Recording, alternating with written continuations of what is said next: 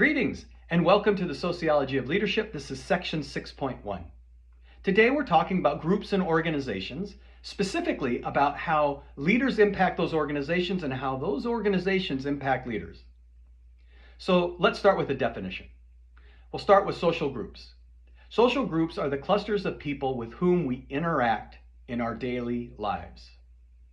It can be two or more people who identify with one another. They have shared experiences, loyalties, and interests, and not every collection of two or more people form a group. It's important that they have those experiences, those loyalties, and those interests. You can see that within organizations, these social groups routinely come into an existence because of those shared experiences, loyalties, and interests. But let's differentiate between types of groups. So the first one is what we call primary groups. And primary groups are a small social group with members who we share personal and lasting relationships. Primary groups are groups in which people spend a great deal of time together. These personal and tightly integrated groups are among the first we experience in life. Think family. And members of primary groups think of their group as an end in itself rather than as a means to an end. Members view each other as unique and irreplaceable.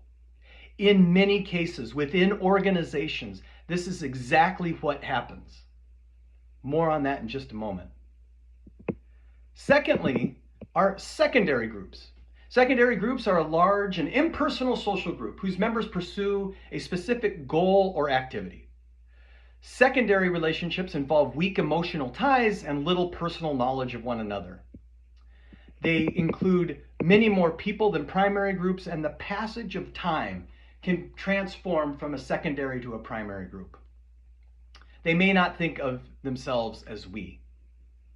So primary groups display a personal orientation, and secondary groups have a goal orientation. What's interesting within organizations is we frequently see the migration from secondary groups to primary groups. One may join work thinking that they're joining a secondary group with a goal orientation. But frequently, and strong teams see this, those secondary groups migrate to becoming primary groups because the interests are important as they unite, and those relationships become significant as they continue to work toward the goal.